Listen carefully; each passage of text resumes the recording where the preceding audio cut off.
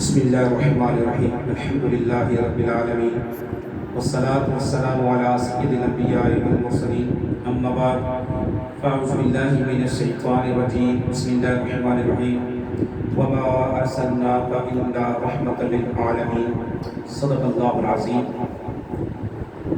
پیارے سے بھائیو، میلاد شریف کا مہینہ آپ کو مبارک ہو، اور جو میں نے قرآن کریم کی تلاوت کرنے کی سعادت حاصل کی، اس عہد مبارکہ کے اندر نبی کریم صلی اللہ علیہ وآلہ وسلم کے میلاد کا ذکر ہے۔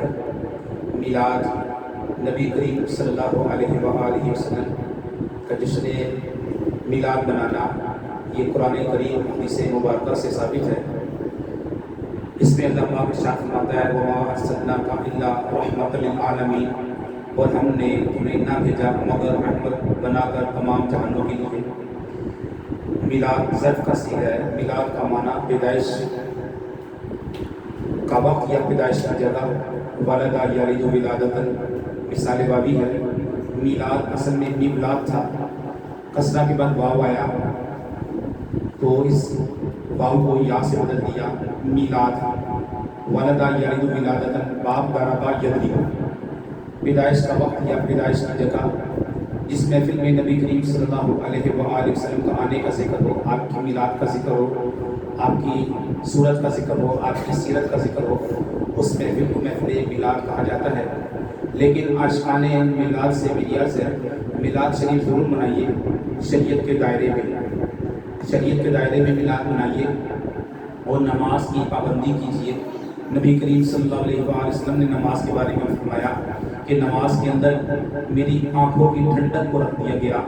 نماز کے بارے میں فرمایا الصلاۃ نور المومن، کہ نماز مومن کا نور ہے۔ نمازی کو کل روز قیامت اللہ تعالیٰ کی زیارت ہوگی۔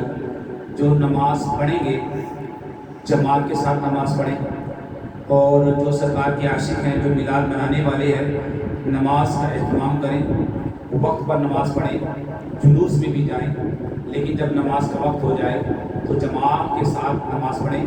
نماز کے بارے میں تو حکم آیا کہ نماز صغیرہ گناہوں کو معاف کر دیتی ہے۔ بندہ خشوع و خضوع کے ساتھ جب نماز پڑھتا ہے، اس کے ساتھ کا گناہ اللہ پاک معاف فرما دیتا ہے۔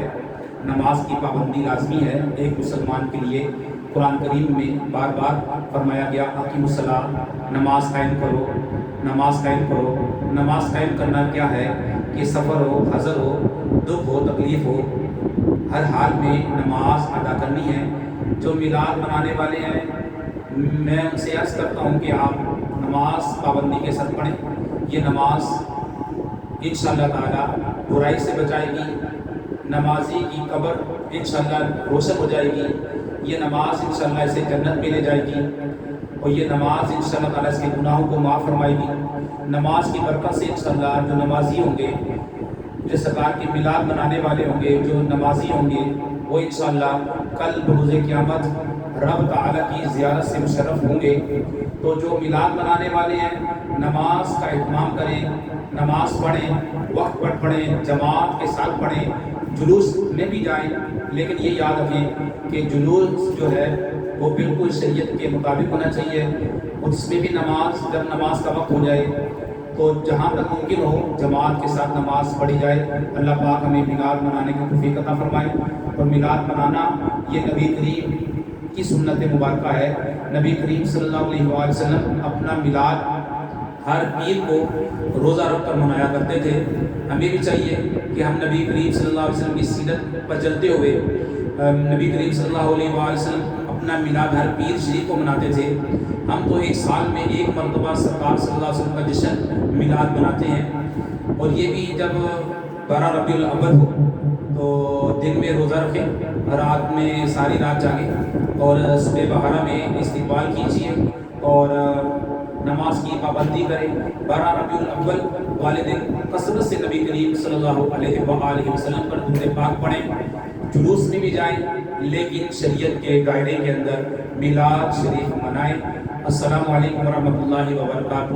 وما علینا الا البلاغ المبین۔